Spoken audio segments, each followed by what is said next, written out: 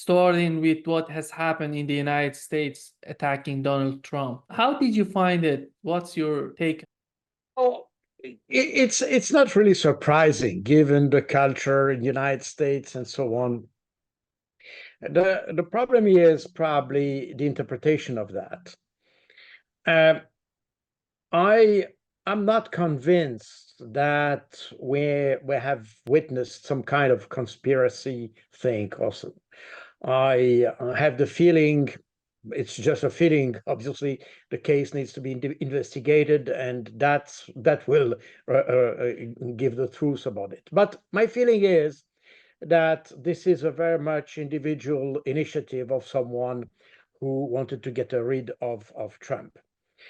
But here lies the problem. First of all, it's the fifth type of assassination or attempt of assassination of this kind in the last couple of months. We have seen Prime Minister Fico in Slovakia.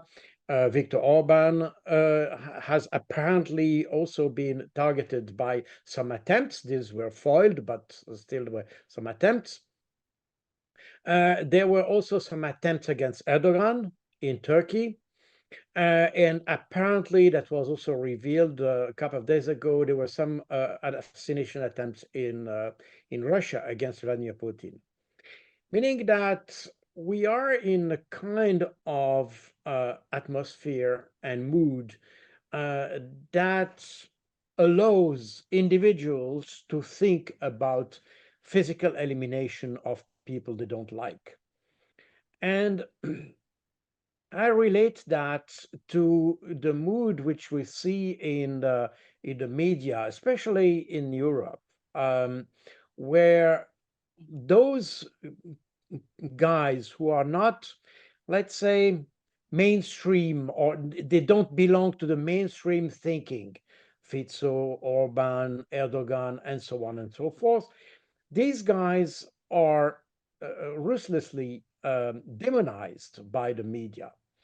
And we compare them to Hitler. We compare them to people who needs to be eliminated. And when we talk about Trump, even a senator used the expression, he has to be eliminated.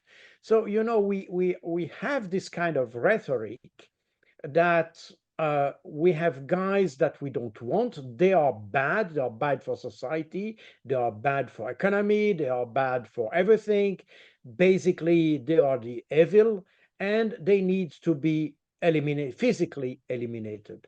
And and this is probably the tip of the iceberg, but to my opinion, it reflects the way people see politics today.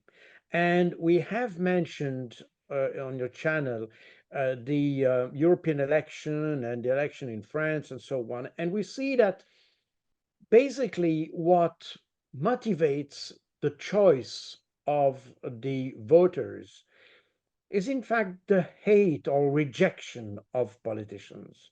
It's not motivated by comparing programs or project or what they want to do and trying to identify what is best for the country, what is best for me, and things like that. It's not that.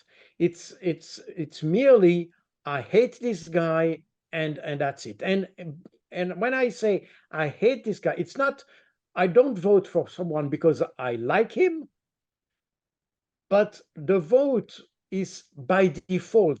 That means the thinking is, who do I want to eliminate? And then the guy who gets elected is in fact the guy who was not eliminated. It's not a preference. It's the result of a rejection. And that was absolutely clear in the vote in the UK, for instance. Well, Labour and Keir Starmer was elected with the lowest score since the 1918 or 1935, I don't remember exactly. But in any case, the Labour had never had such a low score. But the problem is that the Tories were even more hated than the Labour. So that's the reason why the Labour candidate was eventually elected. So we are in this kind of politics where nobody knows exactly where we are heading to. They just know that they don't want such or such guy. And this is a very strange evolution that we have seen in whole Europe. That was exactly the same, by the way, the French election. They don't the in the legislative election that happened a few weeks ago in France. uh, they didn't choose the best one or the one that reflects the most the needs of the country. No, they just in fact expressed their rejection of Macron and his party. That's all. And then they had to choose between two evils, and some chose the right wing one, some others chose the left wing one. But the essence of the vote was here again rejection and not preference. And that's a little bit what we are witnessing in this case with Trump, in fact. We tend to reject people that we don't like. We don't even know exactly why we don't like him. And that was very much reflected also in the first mandate of Trump. People were against him, but nobody knows exactly why. Was it because he wanted to prevent immigration and he wanted to build his wall? But in reality, the wall was started by Obama, and I think even by Bush. So that means that it was not Trump's idea. It was an idea that came before, and Trump just wanted to proceed with the project. But nevertheless, for most people in the US and even in Europe, and probably more especially in Europe, people tend to think that this wall project was a Trump's project. So we tried to focus on a few issues, and that was it. Nobody questioned, in fact, his policy for making US great again and things like that. I never saw in Europe a real study or report on what Trump wanted to do. Even when he started to be more, let's say, um, I don't find the word, but he tried to push or to press NATO partners. I mean, the European partners of NATO to fund to fund more I mean to spend more on defense expenditure. And this was considered as again as a Trump idea, and that was the idea of Trump wanted to drop the NATO and so on and so forth. In reality, the whole discussion about the European contribution to NATO is a very old one. This was known already during the Cold War as the project of burden sharing, and since the 70s, the US felt that they were in fact supporting most of the burden, the financial burden of NATO, and the European didn't pay the fair share for the protection of Europe. And in fact, Trump just resurrected thinking that was already around since about 40 years. So nothing new in that. But however, Trump was considered as the one who wanted to eliminate NATO or to US to withdraw from NATO. We heard everything, which was totally pointless and even wrong. So we don't know exactly why we don't like him. But and even you had all these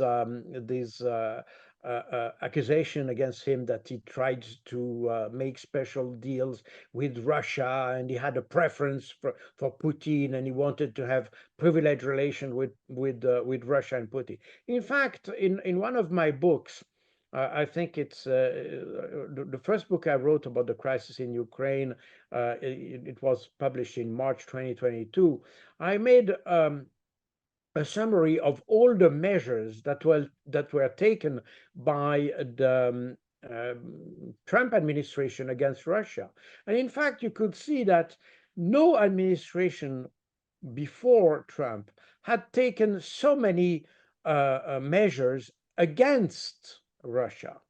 So the idea that Trump is a pro-Putin and is a servant of Putin and so is pointless. So again, we criticize Trump, and I personally I'm not a partisan of Trump, but at the same time, nobody knows exactly why they don't like him. Um, in fact, Trump is probably the only president in the recent history who didn't start a new war, who tried to stop wars. Even Obama, who got a Nobel Prize, started 2 or 3 wars and had, in fact, I think even Obama is the only president in the recent history who had the United States at war from the first day of its mandate to the very last day of its mandate. So, so that means that our understanding of those politicians is totally irrational. And that reflects very much in the case of Trump. And in addition to that, we have it's obvious in the US, but we have a similar problem in other countries in Europe, that the current leaders are considered by the average citizen as totally incompetent. They may prefer this guy to another one. That might be the case. But at the same time, they recognize that our leaders are incompetent. And this is the problem we have in especially in the United States.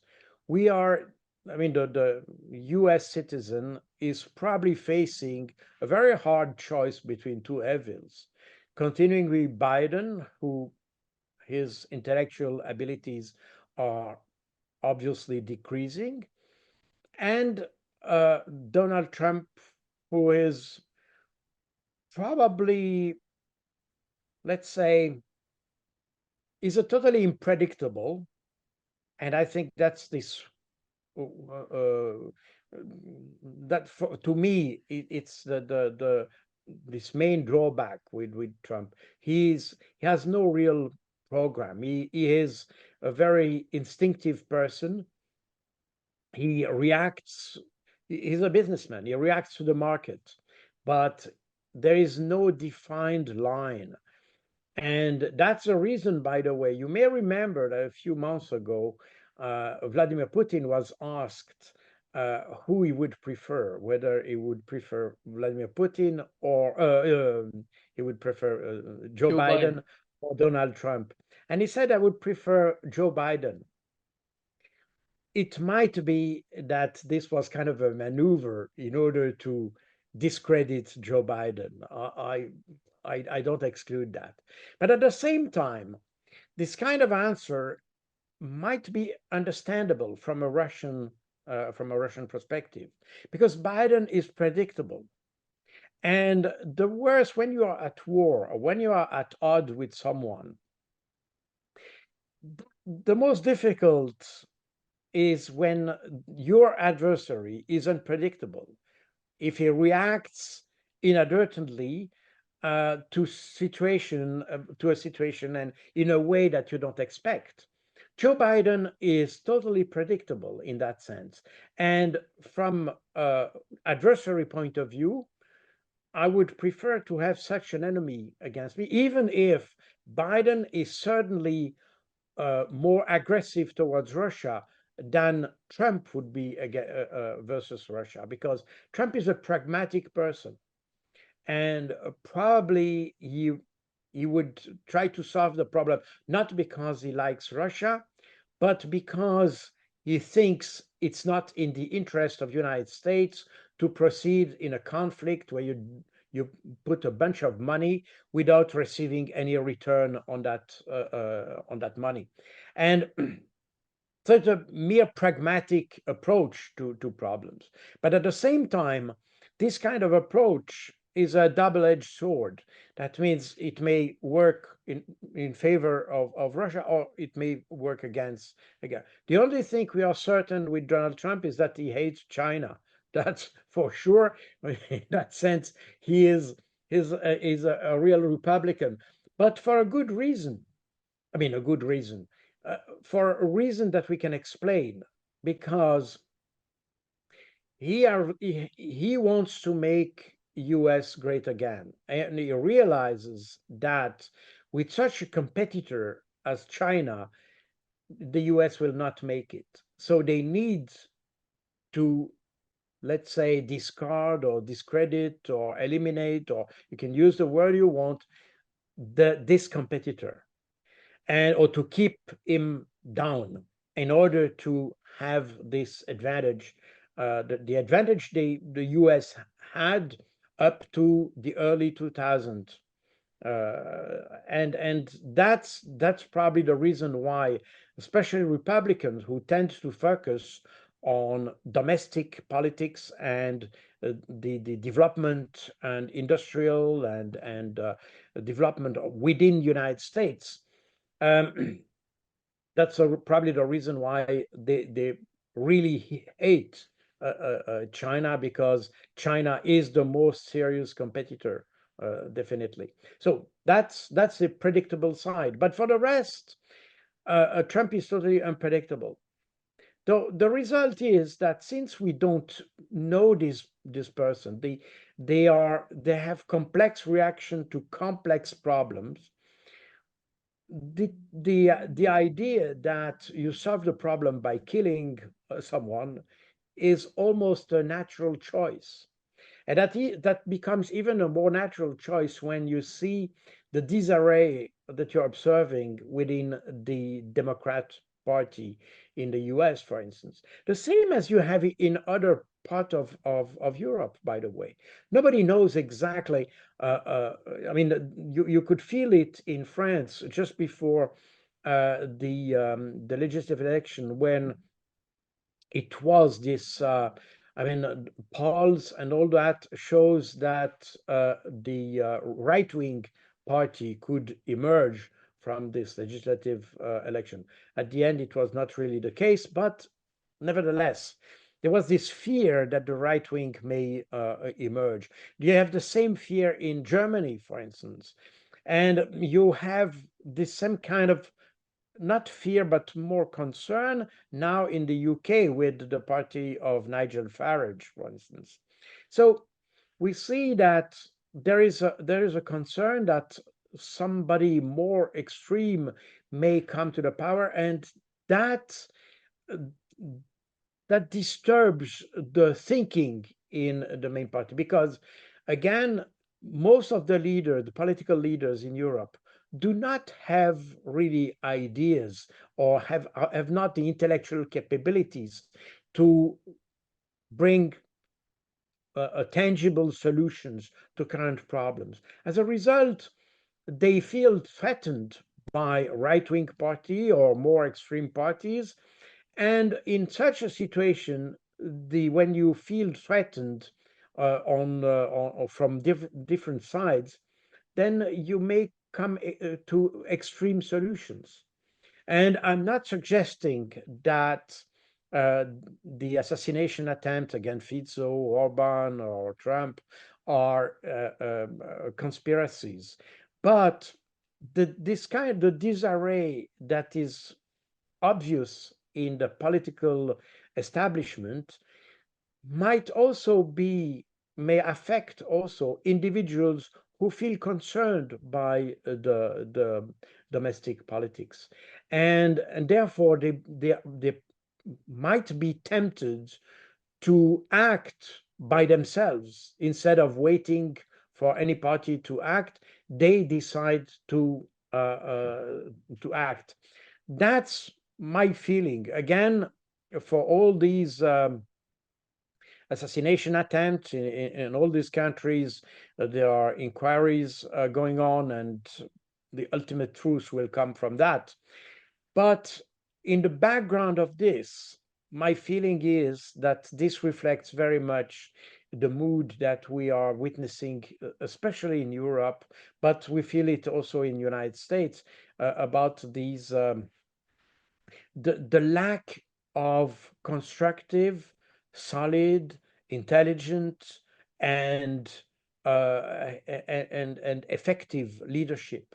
We see leadership that are totally unable to resolve the question, and it's very obvious in Europe when the problem, not all the problems, but many problems, in fact, are generated by the European Union themselves. And it that would require either that some countries get out of the European Union, or that the European Union, the rules and the procedures within European Union should be adapted in order to solve to allow for solving problems of individual countries. The problem is that the European Union is probably too rigid to adjust itself and to adapt to such a moving environment. As a result, if you react as based on ideology, and if your ideology is the European one, some say Europeist or something like that ideology, then you will not find the solution. Everything you will do will just increase the problem. And that's exactly what we're witnessing in France, for instance. This is absolutely obvious. We see that a little bit, probably a little bit less, but the same in Belgium. And you see that in Germany, obviously. So there is here a real concern of the adaptability of the political leadership to the context, and not just the market as such, but also the institutional context. And again, there is absolutely no vision or no incentive to make European Union as an example. There might be others, but the European Union is a good example. But there is absolutely no incentive to make European Union more adjustable to the current situation. So we are in a kind of uh, uh, um, way, a dead end somehow in the political thinking, and that dead end may lead in some individuals to think that, okay, the we don't want to have the Trump, Hitler Trump, or Hitler Putin, or Hitler Fico, or Hitler Orban, because everything is reduced to kind of perception that you are either good or Hitler. So this is, and therefore, all alternative thinking should be right away eliminated. And that's my first impression of that assassination attempt. Mm. On the other hand, if I look at the positive side of it, if I could say that, some have other made comments, but for me, as European, and having lived several years in the United States, I noticed that the U.S. mentality is somewhat very different from the mentality in Europe. In the United States, the value of hardworking people, the value of people able to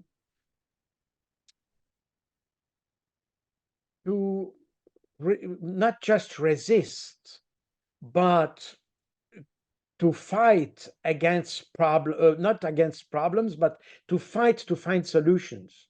Even if you fail, or if you are threatened by failure, the fact that you try to react, you don't just give up, but you try to react and to try to find a solution is in the United States a virtue, which may not be the case in Europe. In Europe, if you are, for instance, you are an entrepreneur and you fail and your company goes bankrupt, then you are dead.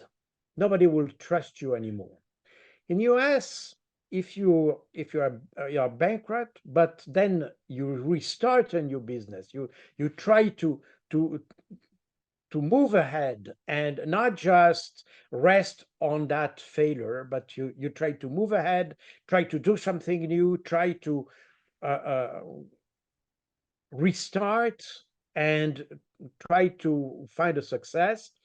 This behavior is considered as a virtue in the United States. As a result, when you got fired at, and you react exactly as did Donald Trump, by the way, with the fist and kind of revolutionary type of reaction, and you stand firm and you say, I will continue to fight. That's the kind of behavior, regardless of the political party. That's the kind of behavior that the U.S. citizen will value very high. And the fact that you don't give up. There is a motto which is used by a company that makes sporting goods. I don't want to mention the name here, but the motto is "Just do it," and that's exactly what the Americans value. This idea of try it, give it a try. The United States, after all, is nicknamed the land of opportunity. And that reflects exactly this kind of mentality where you don't give up, you try to do your best, and you struggle even if you have a strong adversaries, if you are a strong adverse situation, then you with the willingness to do something, then you can move ahead. And in my view, what this assassination attempt brought to the surface was exactly this kind of behavior that the average US citizen appreciates and values most, and therefore I would not be surprised if Donald Trump would, in fact, just won the presidential election during the weekend, just because of that.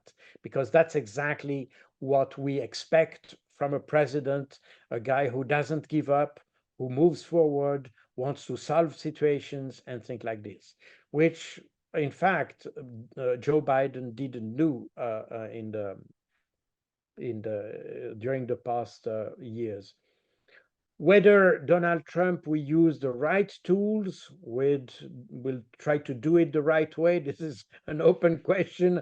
I have some question marks on this, but I'm not a U.S. citizen. I'm not voting in the U.S. I'm just trying to make a judgment based on my observation of the U.S. society, having lived within this society, trying to understand how people will interpret these events and how they might or this might influence their vote. So that's just my personal view as a European in the US.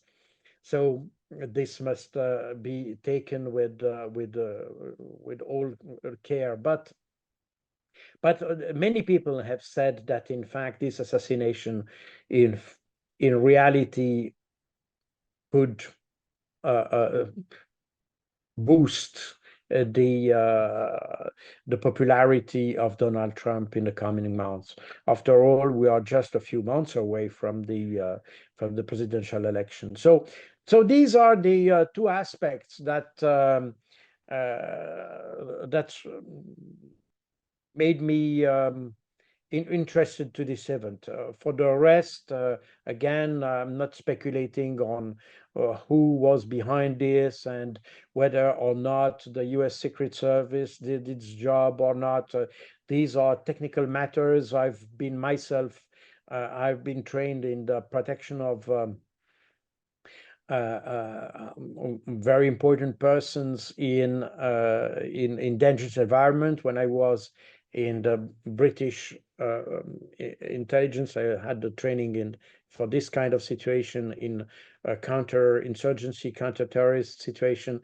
So I could see that there are some obviously some flaws in the planning and the execution of the protection of Donald Trump, but these are technical matters. We have also to say that we are always smarter after the event than before. It's always more easy to make the judgment afterwards than before. But nevertheless, obviously, the work was not done properly, not with the necessary attention. And probably what was missing is the, again, I'm speaking about from an intelligence point of view, but what is probably missing is the understanding of the general mood, what I explained before, this idea that it's kind of a polarized approach to politicians, that you are either very good or very bad. And if you are very bad, you need to be eliminated. And this, we see that again in Europe also, this, this tendency to polarize the approach to politicians, to avoid dialogue between parties. They don't want that's obvious in Europe. Nobody wants to talk to a right-wing party, even if they are obviously strong and needs to be involved in some coalitions and so on. This applies to Germany or others. But the the the readiness to dialogue has disappeared.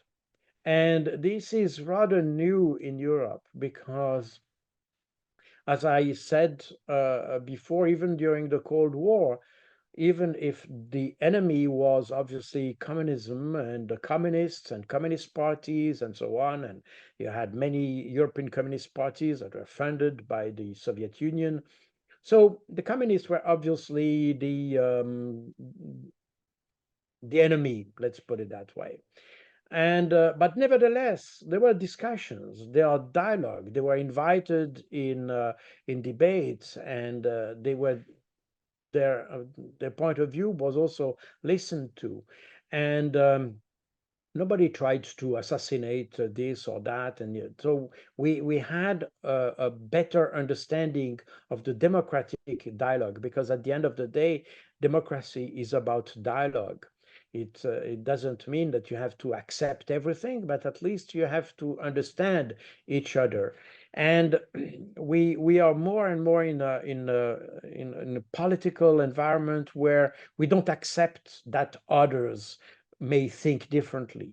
Therefore, you are conspiracy theorist, you are right wing, you are pro Putin, you are, we tend to qualify individuals with terrible names just in order to prevent any discussion, because you will not discuss to anyone who is pro Putin. Because Putin is the ultimate evil, and therefore, why would you talk to someone who is in favor of Putin? And to be in favor of Putin, it just needs to be against the war. That's exactly the same thing you have about the Palestinian conflict. If you start talking about a ceasefire between Israel and the Palestinians, then automatically you're anti-Semitic.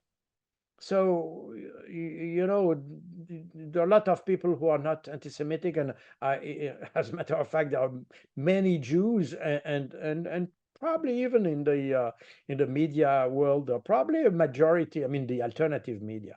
You have probably a majority of Jews who are struggling to convince people that a ceasefire is necessary.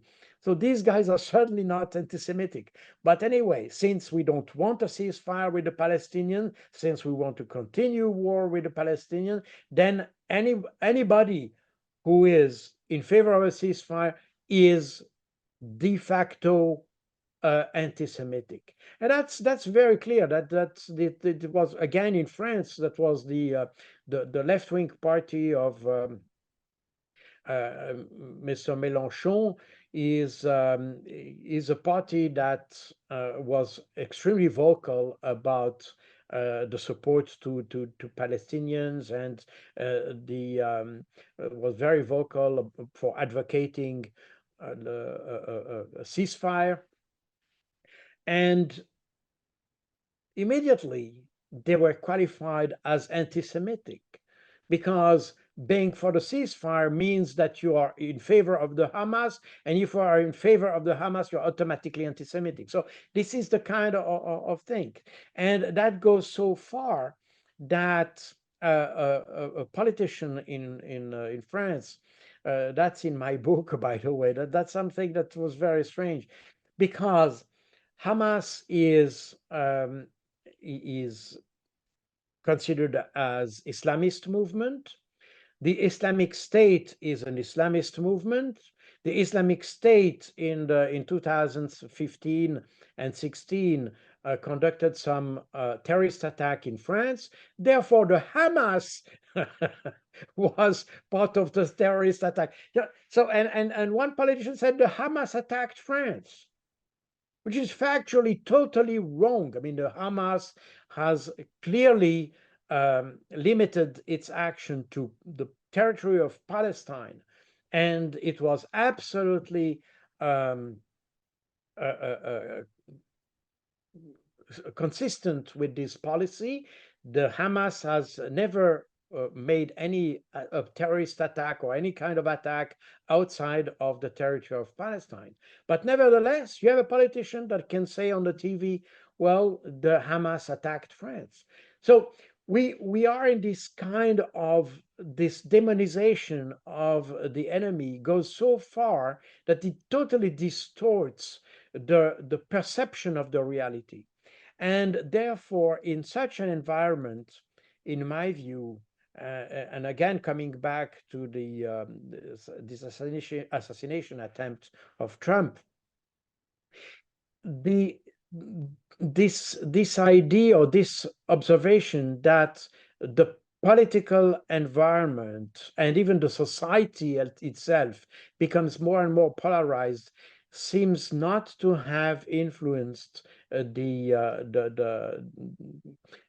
let's say the tactics or the preparation of the Secret Service. I think we are, and that's a little bit sad to say so, but we are in a more extreme environment as we had before, and therefore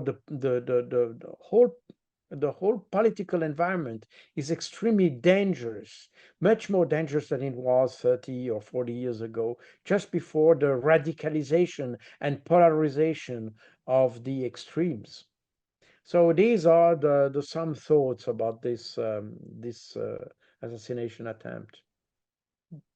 Don't you think that the governments, they're playing a very important role in radicalizing these societies? Russian Ministry of Foreign Affairs says, Maria Zakharova said that this attempts on Putin to kill Putin was financed by the United States. And at the same time, we're hearing that Israel just killing individuals, not fighting the fight. You know, these type of activities in Ukraine, in Gaza, everywhere. See, it makes some sort of radicalization in the society, within the society, and we don't understand. It seems to me that whenever you kill the enemy, it doesn't matter. And that's why these people are feeling so convinced to do that. Absolutely, and you're absolutely right. And when you say the governments, I would add the media, because they play a very important role in our perception of the political environment and the societal environment at large. So, and I fully agree with you that they bear a very, very high responsibility on that.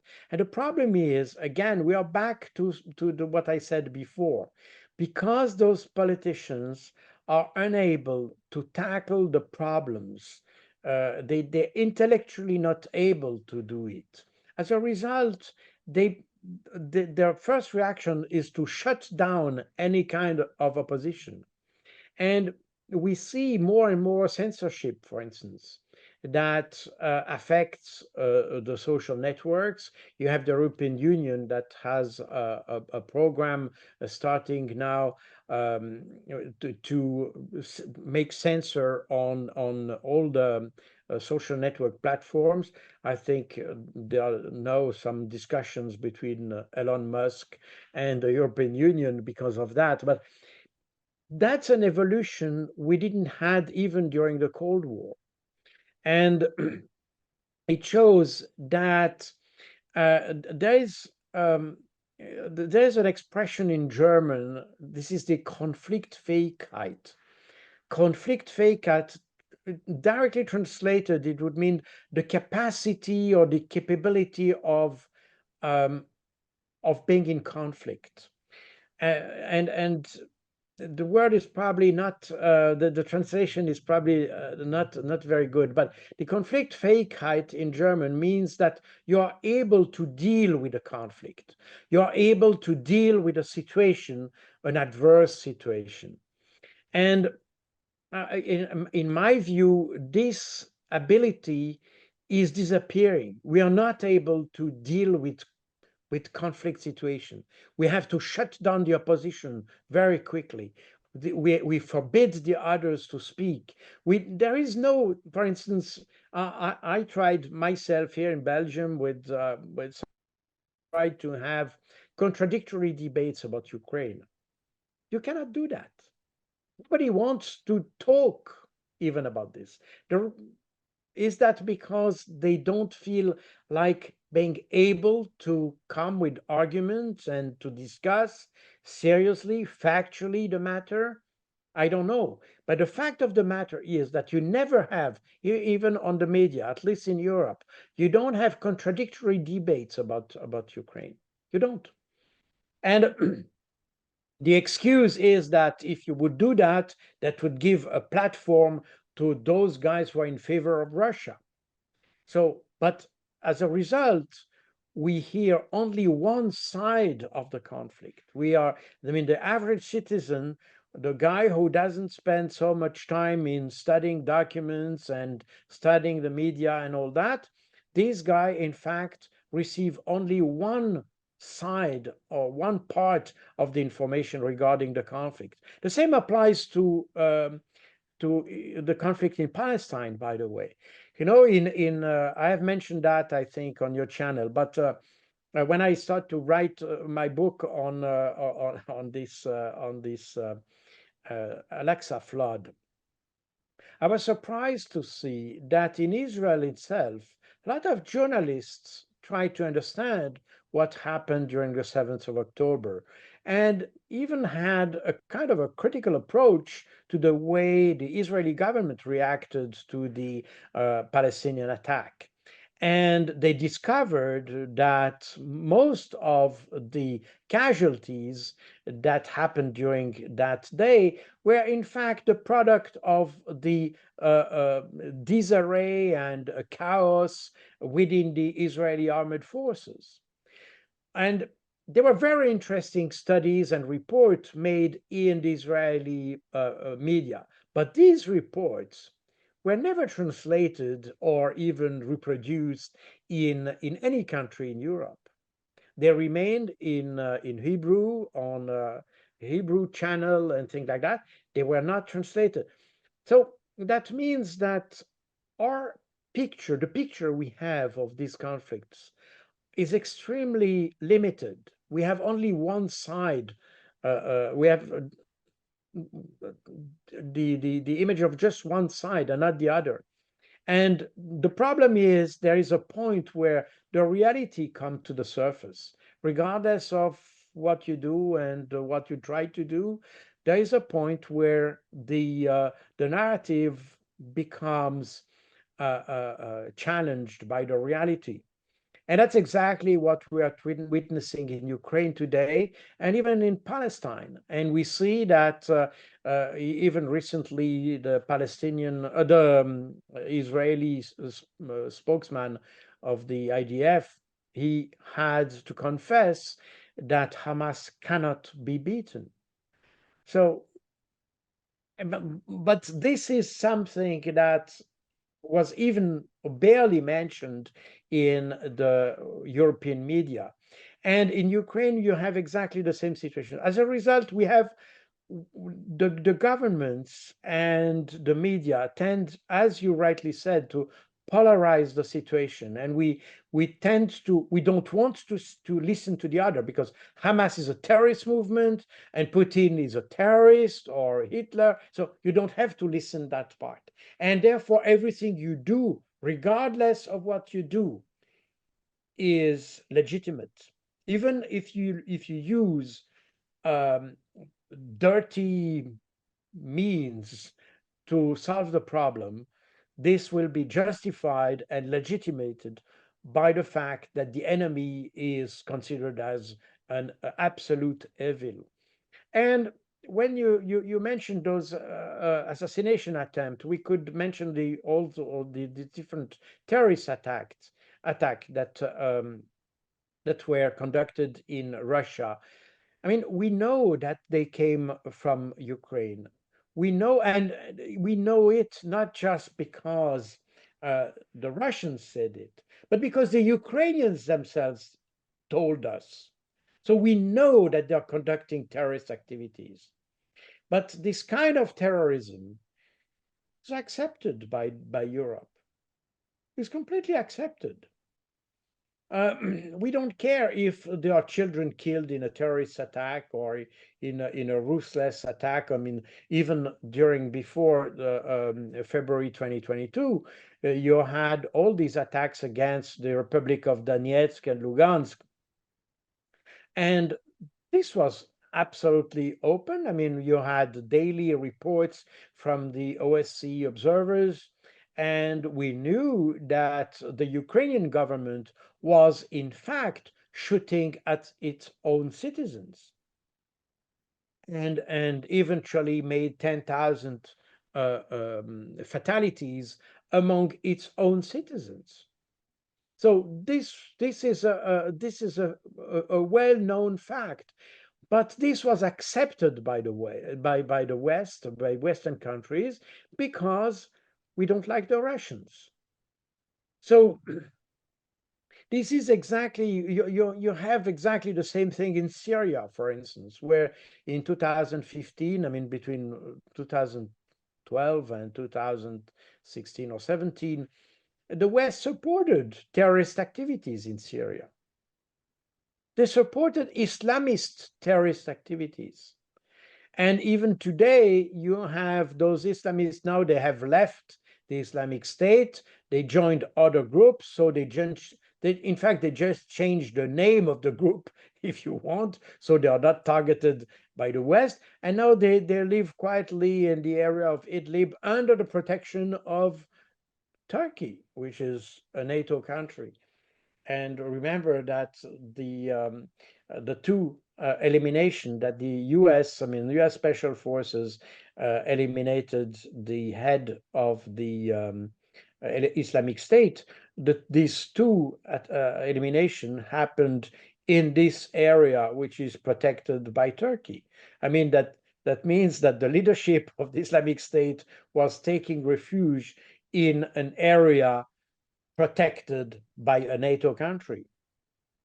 That's it. So meaning that we have a very differentiated view on what is terrorism. By the way, when we call for, as an example, Hamas as a terrorist group, in fact, if you look carefully, only 30 or 35 countries in the world design Hamas as a terrorist group, Western countries. But the rest of the world does not consider Hamas as a terrorist group, just as an example. The same for Hezbollah. And that's probably also explains why just a few days ago the Hezbollah was taken out of the list of terrorist organization from the Arab League, because they did that. They put the Hezbollah on that list on the pressure of the US and all that. And today people understand that, in fact, this doesn't mean anything. And if you, regardless of how you designate a group, if you are able to talk to them, if you are able to solve the problem with them, then these guys, I mean, nobody is born to be a terrorist. Nobody wakes up in the morning with the idea of killing someone and things like this. I mean, there are probably some psychopaths even in the West, but as a terrorist, I think people don't, nobody is terrorist by birth. Okay, so they become terrorists because they find a rationale for that, because they find a reason for taking arms and fighting up to the last minute and to the last sacrifice. But it doesn't mean that we don't have to fight against terrorism, but we have to do it intelligently. And the first measure is probably not to create the conditions that will, let's say, favor the development of terrorism. So this is it sounds stupid, but apparently the West has not understood that. But coming back to that, to the question of when we define a group as terrorists like the Hamas, then that the consequence of that is in fact just to close the door to negotiation. That's the only effect. There is no other effect than this. I mean, you can probably prosecute someone with a harsher legal context than otherwise. But in essence, the the the result of designating an organization as terrorist is that so you prevent negotiation. That's the only tangible and immediate result of designating an organization as terrorist. And when you see after the 7th of October last year, you had more and more countries in Europe. Switzerland, for instance, was a country that I don't know exactly the status now, what they have decided, but at least it was the discussion of designating Hamas as terrorists, which is in fact contradictory, because if you want to discuss with them, if you want to open negotiation, if you want to solve the problem, then we should avoid to treat them as terrorists, especially if it's an organization that has absolutely no activity in Europe whatsoever. For instance, if they are in your country, then of course you need to have a legal tools and legal instruments to fight against them. Then probably it makes sense to designate a group which is in your country, that you define it as terrorists. But there's no point defining a group that is far away, that operates far away from your country, to designate it as terrorists, because then you close every single opportunity to have a negotiation and to have a mediation work with this group. So, but this is part of the mentality today. You want to excommunicate people right away when you have a problem, rather than to engage in dialogue, discussion, or negotiation. And and so that's the culture. And I think that's probably when we go back to this assessment of the I mean the work of the US Secret Service. I'm not in the US Secret Service, but I would assume that the first step in establishing a protection for any leader or very important person, your first step is to assess the, let's say, the environment itself. I mean, the danger, the threat level, which is inside the population, not just the threat at a very specific moment, but the threat in terms of how the population reacts to these the situation, the political situation at large, and how polarized is the population. What are the trends in the polarization and the radicalization of the population? And probably this was poorly assessed in the US. But the US is probably not worse than any other countries. When you see, for instance, in France, any type of demonstration you have in Paris ends up as a riot with they set fire on they set cars on fire, they destroy properties, they attack and loot stores and things like that. Even if the demonstration was about something extremely benign. So we see that violence becomes more and more pregnant in the population, and I think that's the kind of situation. I mean, this kind of environment we should assess, or situation we should assess more precisely. We see I'm sure I'm not in the planning group of political rallies and all that, but I assume that organizing a political rally today is very different from what we used to do probably 30 or 40 years ago, because the overall radicalization and polarization within the population is much higher today than it used to be before. And probably people are more convinced that they held the truth, or they hold the truth. And therefore, they are entitled to go violent because they feel legitimate to use violence, which was probably not the case 30, 50 years ago, or less the case, because we had also violence in certain countries. But today it seems to be a standard operating procedure, if you want, to use violence. And even if you look at the French situation, for instance, you see that the protesters are violent, are more violent today, but also the police is more violent and use methods that are extremely dangerous. And if you look at all the demonstrations that happened to be in the 2019, 18, 19, at the beginning of the presidential mandate of Emmanuel Macron, the so-called yellow vest movement, you had 11 deaths. You know, that's much more. By the way, that's much more than the repression of demonstration in Russia at the time where you had demonstration about Alexei Navalny. And in fact, there were no deaths in if I remember well. I might be wrong, but I think there was no death in that.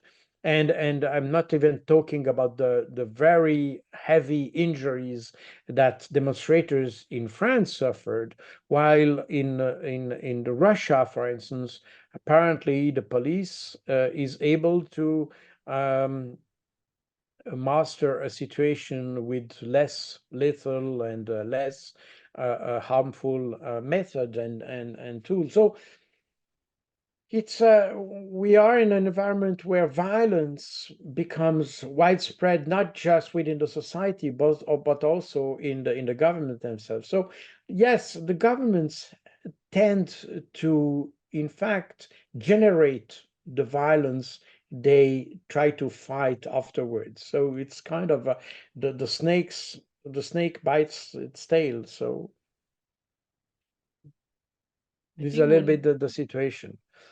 But the media are probably not, they are also to blame, because again, the situation and everything you see, and again, I'm talking from a European perspective, and looking at what I see in the French speaking media, and I compare with the English speaking media.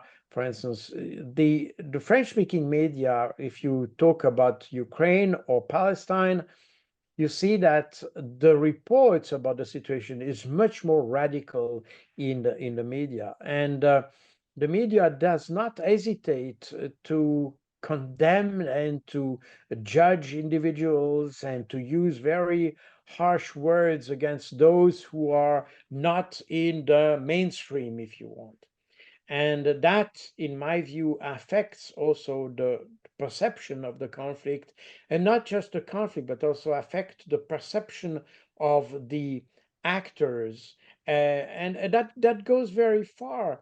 I mean, in France, uh, you had, after the intervention, the Russian intervention in Ukraine, um, you had uh, you had restaurants in France who were attacked by individuals because they had there is a dish. By the way, it's not even a French dish; it's a Canadian dish. It's called a poutine. And those restaurants used to have on their menu poutine, and they were attacked with Molotov cocktails and things like this, with stone, and destroyed just because they proposed this dish, which has nothing to do with Russia. It's a mere Canadian, French Canadian specialty. So that shows how stupid are people, first of all, but it shows also how polarized is population, and they do not hesitate to even attack individuals who may have a link with Russia. And I am still puzzled by this initiative of the National Gallery in London, and I think it's a National Gallery. They had a painting of the famous painter Degas from the end of the 19th century, if I'm not wrong. And this painting had the title Russian Ballerinas. And so they changed the name to Ukrainian Ballerinas. Oh. So it just shows how institutions, instead of keeping uh, art, sport, or other activities that have nothing to do with politics, instead of keeping those activities neutral, and if you talk about a museum, in my view, should be a platform for dialogue, for discussion, for encounter, to exchange with anybody, regardless of if it's blue, red, green, yellow, no matter who is. This is a place where you exchange ideas, feeling, emotions, whatever. But now, even in such a situation, you just polarize it. You politicize something that doesn't need to be politicized. And a painting that traces back the 19th century becomes suddenly dragged into the conflict of the 21st century. The same thing, by the way, with the Olympic Games. When you exclude Russian athletes, I find that totally stupid. And remember that the Olympic Games in the ancient times, the Greeks, when they invented the Olympics game, it was a period of peace. And that was the opportunity for all the factions and parties and republics that were in the that were in Greece at that time, to compete, not just to confront, but to compete. And therefore, we used to have this Olympic peace, where regardless of the situation, you just stopped war and you had the sports event. But today, the decision of the Olympic Committee to exclude Russian athletes it's exactly the same kind of thinking that you may have with the museum before. I mean, the Olympic Games should be the field where you compete without any politics, without consideration whether you are Ukrainian, Russian, French, Swiss, whatever. You just compete, and this is it. And you compete. It's a matter of uh, preparation. It's also a matter of exchanging with others. It's probably a place where you can shake hands with each other. So the first step towards peace. But no, we decided to politicize this, and we decided that this is also part of the conflict.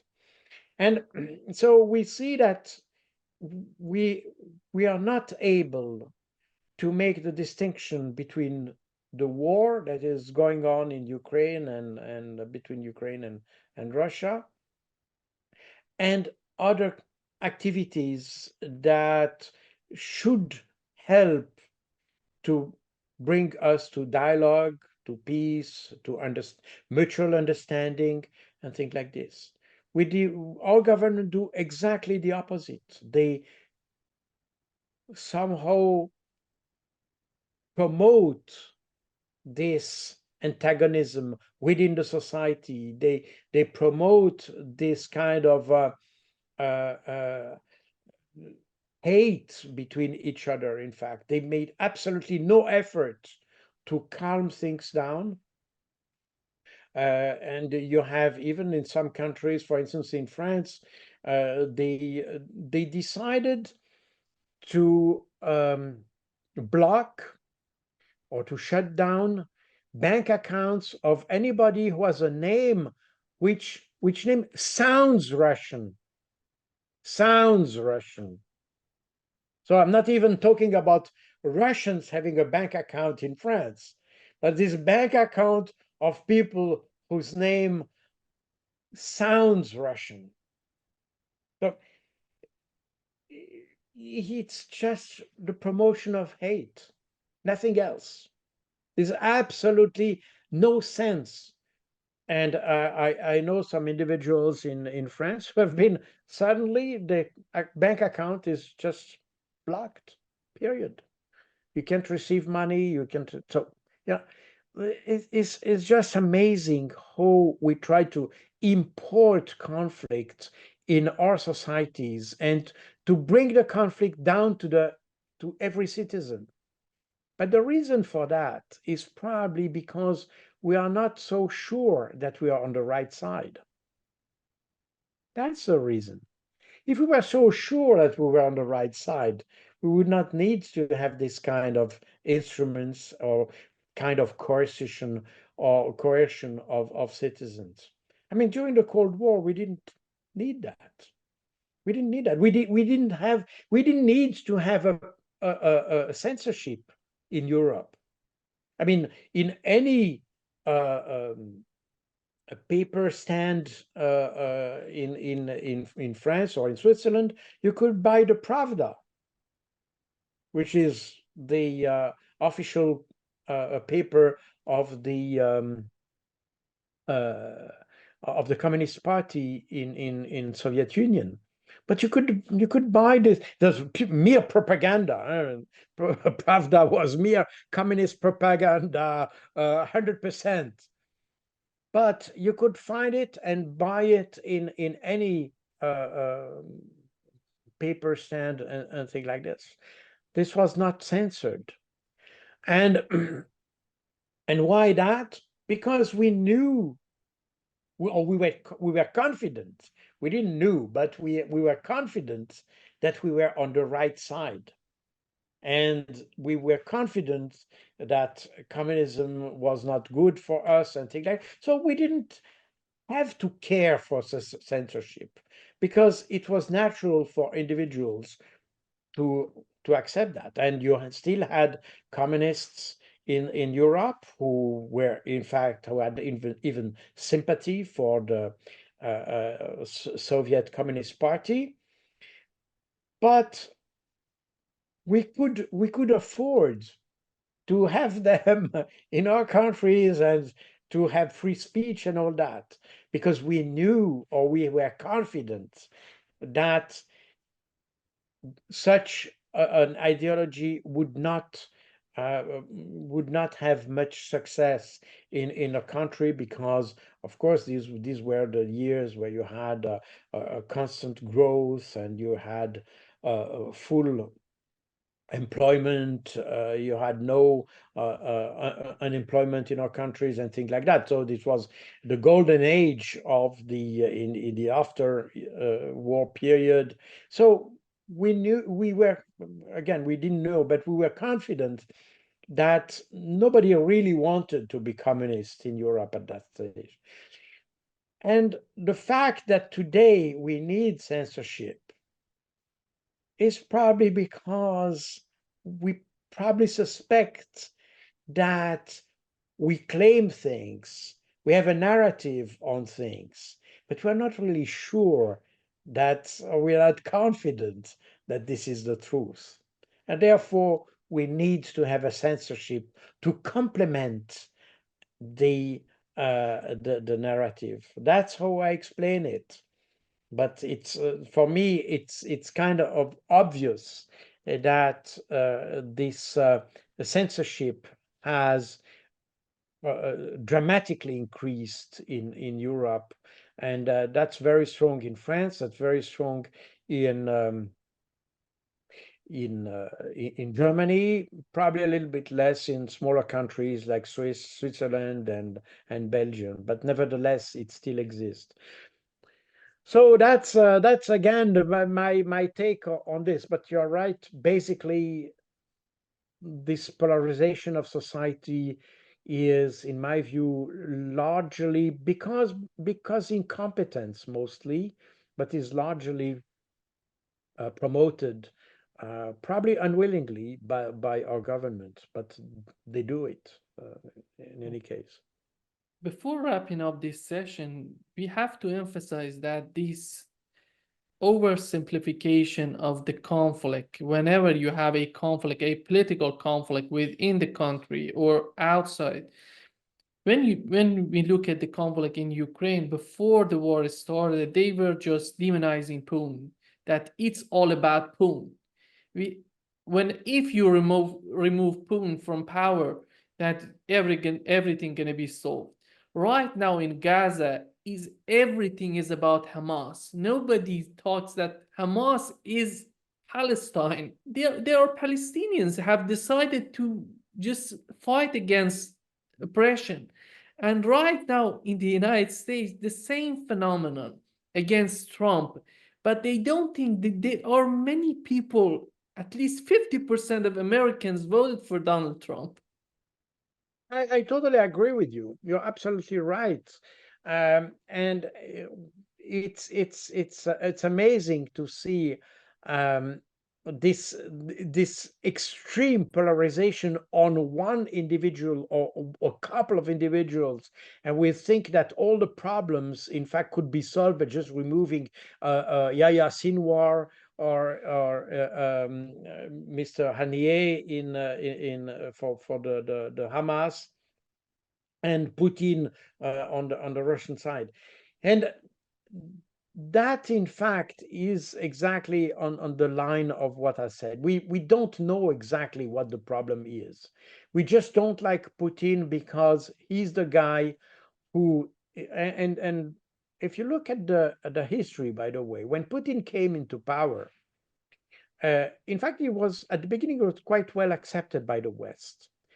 The things changed in 2007 in Munich, when Vladimir Putin made this famous speech against the US policy and NATO, that tried to, let's say, expand more, but not just the geographical expansion, but also the expansion, because this 2007 speech must be understood in the light of the To stop the abandonment. expansion of NATO.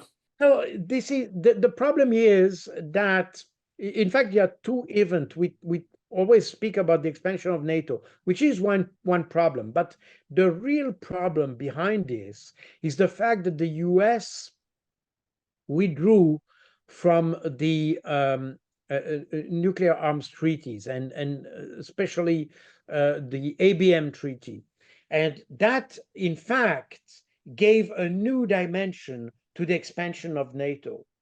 If if you still had those, and in fact, before 2002, you had a set of treaties that had been negotiated during the Cold War about nuclear weapons limitations, conventional arms limitation, and all that. All that had been, in fact, negotiated during the Cold War, even at the end of the Cold War. I'm talking about the conventional force agreement, the Conventional Force in Europe agreement that limits the amount of conventional force you should have and all that.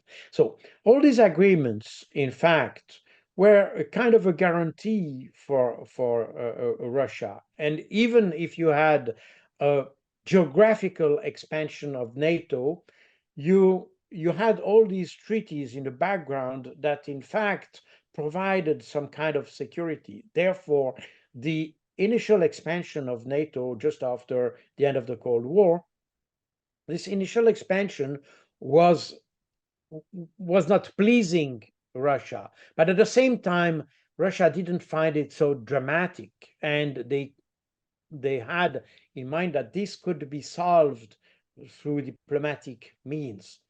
But as soon as the Bush administration started to withdraw from the arms limitation agreement, then the expansion of NATO took a completely different dimension. And that's the reason for this famous speech of 2007 in Munich. And from that point, Putin became the evil of Russia, and so on and so forth. And that's the reason why the West from that point decided that Putin needs to be removed some way. And that's the reason why they started to support financially and politically opposition in Russia. Navalny is one example, but there are many examples of opposition movements and opposition groupings and so opposition activities promoted by the West in Russia in order to destabilize the government and eventually to provoke a regime change. And the idea of the conflict with Russia, as explained by Alexei Arestovich, the advisor of Zelensky, as he explained on the 18th of March 2019, he explained that in order for Ukraine to enter NATO, they need to defeat Russia and to have this regime change in Russia, in fact. And so the whole rationale behind this is focused on one point, because, of course, Vladimir Putin started in 2007 to be vocal about NATO, but his predecessor, namely Boris Yeltsin and so on, was very compliant with the West. So no matter of discussion. I mean, he could be bought very easily, if you want, and therefore he was not considered as a threat. But the problem of Vladimir Putin is that precisely he could not be bought, and he could not be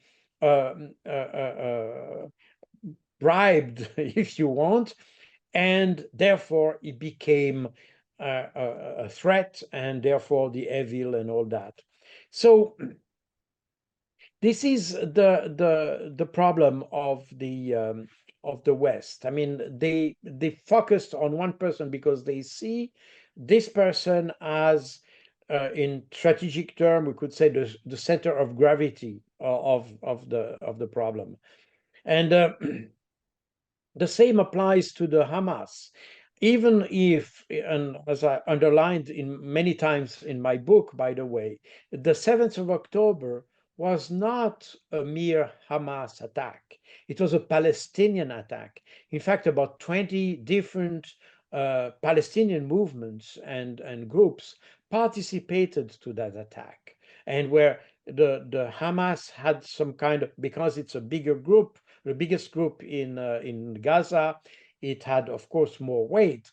But in fact, the attack was coordinated by a council of different groups. And the whole attack was prepared by different groups as well. And but the idea of isolating, if you want, the Hamas is a way to make the problem, or to make the objective reachable.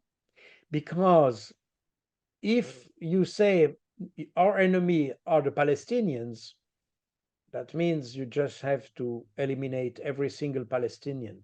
If you say the enemy is the Hamas, that means that you have a limited objective, and probably it's more affordable somehow. The problem is that the West and the Israeli do not know how the whole thing works, and even with just this limited objective, they're not able to cope with it.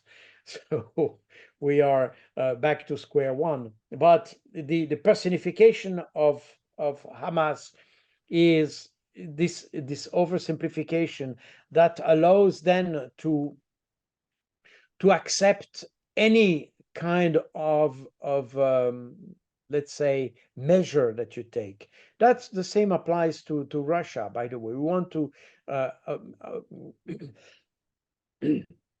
want to fight against Russia, therefore everything is allowed, including blocking bank account of Russians, or not even Russians, but people having a Russian name in France. So, it goes extremely far.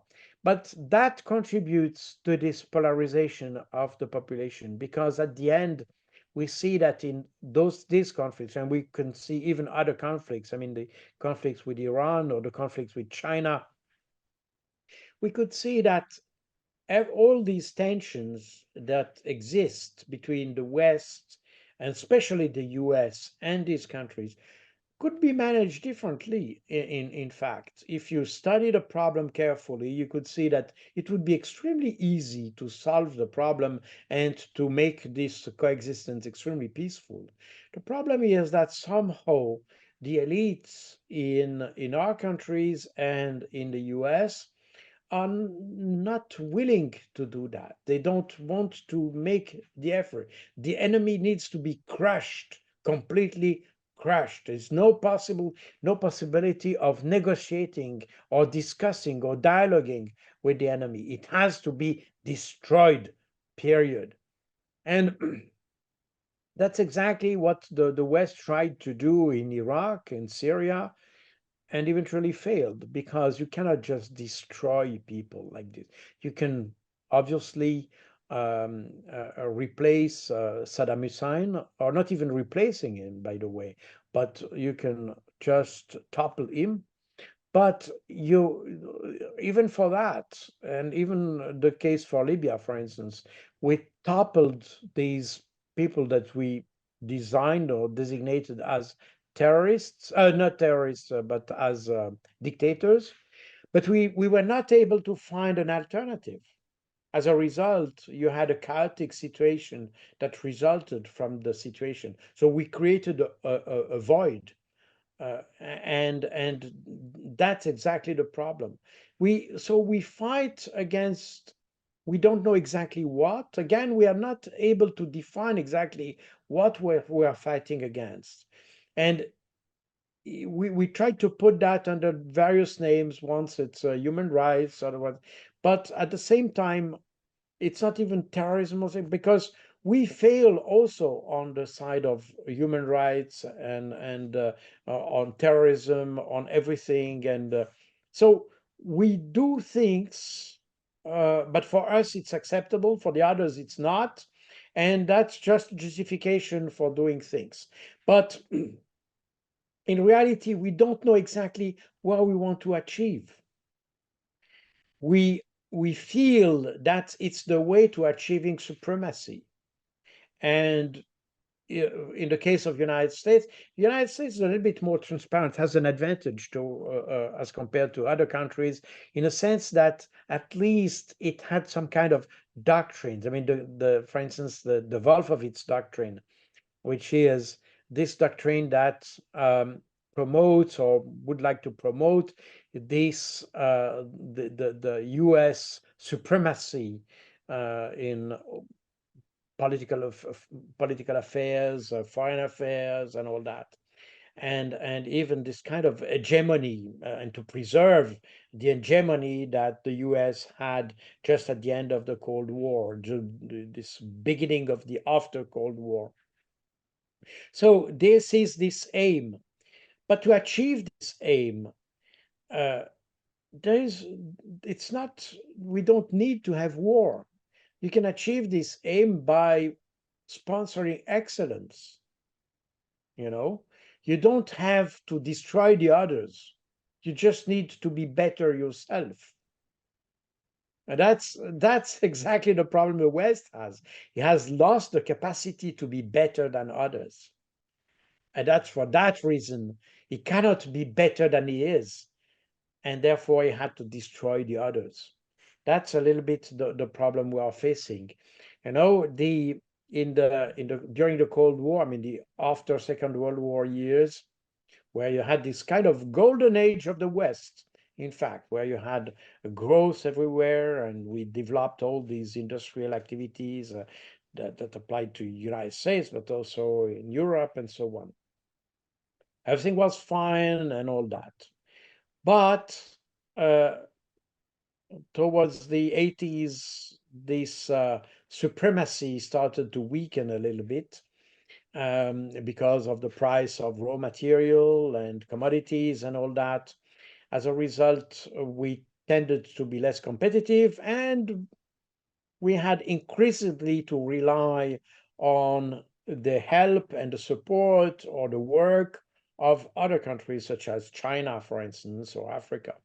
And therefore, a lot of activities were, in fact, outsourced to these countries. As a result, these countries started to develop, and the students started to be better than the master. And that's exactly what happened with China. And today, China produce every year more patents than the West, and especially the US. So that means that the intellectual work, the innovation work, the technological development happens in China. Therefore, China attracts the interest of other countries who are also wanting to develop themselves, and to benefit from the know-how, the expertise, and the infrastructure of China. So, meaning that the West has diminished its influence, has no longer the excellence that helped to make its success during just the after World War II period. And today, this excellence has been taken over by China and probably India at a certain point. And everything happens today in Eurasia. And this is the continent that has taken over the ability to develop technologies, high technology, and to develop extremely quickly. And not just develop these technologies, but also to distribute that technology, to make it affordable to individuals. Look at EVs, look at the high-speed trains and things like this. The maglev trains, and all that happens in China. even though the first ideas came in the West, but the West never put the resources because we were so involved in making war, and we were spending so much money in making war abroad that we neglected the development of those technologies. But countries like Russia or China didn't spend their time making wars. They started to develop, first of all, a good educational system. They started to develop and to make such that the industrial base could also develop an educational system, so private education system. If you look at, for instance, Huawei or companies like this, they have their own academies and things like this. They train engineers and all that. So meaning that, as opposed to what the West has done, the East has built up its excellency, its excellence, and today this is the I think that's the reason why you have the success of the BRICS, because all the other countries, Africa, for instance, they understand that China has developed the capacities that are needed for the development of Africa. You know, Europeans have been, when they started to colonize Africa, they had, some countries had good intentions and they wanted to develop these countries also for with racist prejudice, because they thought that Africa was underdeveloped and kind of subhuman type of race, and we needed to bring them to the level of humans. That's a little bit how it was at the end of the 19th century, beginning of the 20th century. But by doing so, there were a couple of good things that were done. The development of railway networks, for instance, the development of communication network at that time, or telephone, for instance, things like this, which were probably good at that time because there was this idea of improving the level of the African countries. But from the Second World War onwards, developing these countries became so expensive that, in fact, the European countries could not afford it. As a result, they didn't even maintain what they had developed, like the road networks or railways and all that. And this started to decompose a little bit. And today, typically African countries realize that if they want to develop, they need to have infrastructures, and effective infrastructures that can handle traffic for merchandise and for the trade and all that. That means for ports facilities, airport facilities, train, railroad, roads, and so on. The problem is that after World War II, when the West used to be active in Africa, they didn't develop infrastructures. They just wanted to outsource work. As a result, they developed a production plant, and they trained individuals just to work in that particular production plant.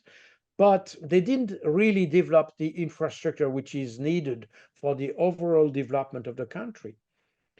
The approach of the Chinese today is precisely, and that's the idea of the Belt and Road Initiative, is precisely to develop an infrastructure. So the Chinese are ready to invest in development an infrastructure that then will help to develop other activities such as trade and things like this, even to outsource production, because with the development in China, the cost of labor in China is rising.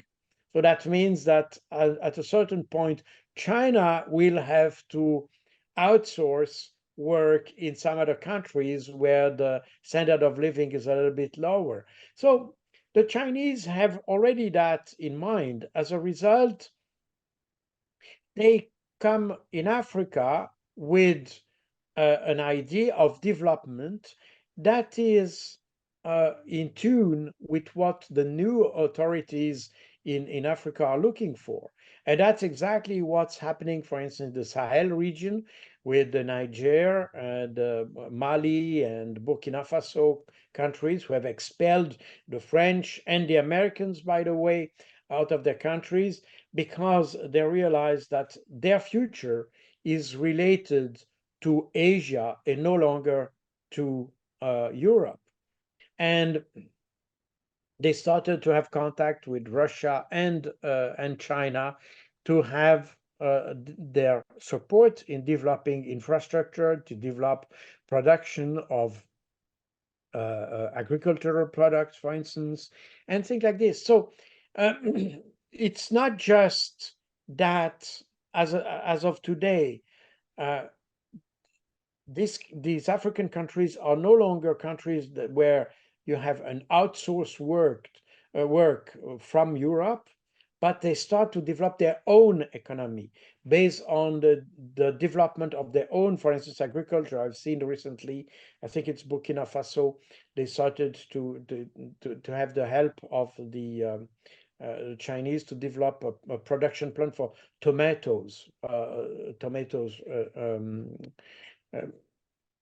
the production of tomatoes-based product. So this is local production, and you need, because today, I mean, Burkina Faso is one of the big producer of tomatoes, but it imports tomato paste, for instance. So it's kind of strange because they had to import a product that in fact they can produce themselves. So they said, stop with importing that. We will produce it ourselves. We just need the help to have the facilities to do this, and the Chinese will do that. So that's the kind of development model that the Africans are looking for.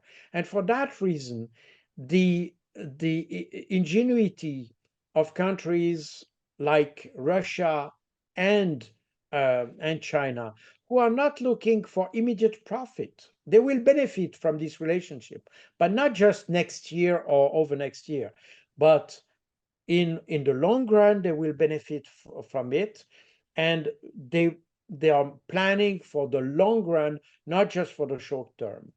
And that's this kind of approach makes the success of this country. The thing is that the Europeans and the West could have done that, but the problem is this didn't come to our idea.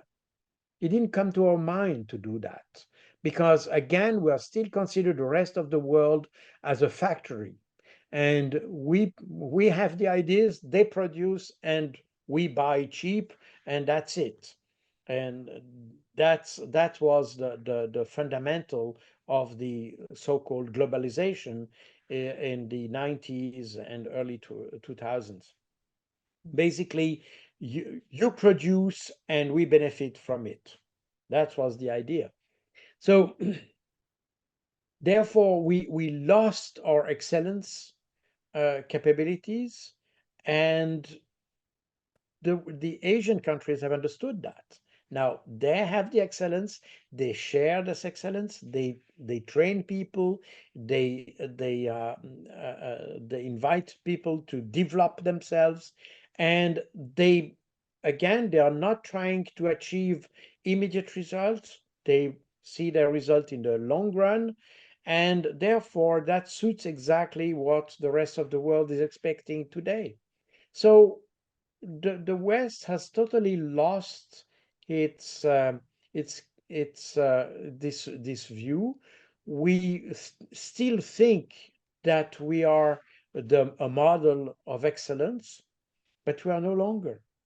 Our societies are not uh, happy, and we see that on every election.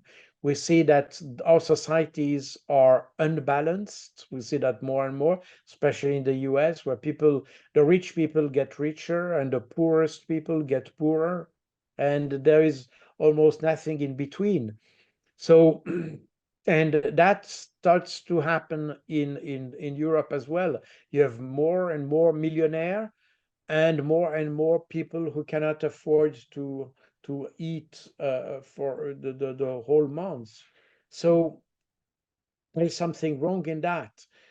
Instead of having a middle class that develops and basically a middle class based society, we tend to destroy the middle class and to have the lowest and the highest class to develop those two, in fact, at the expense of the middle class.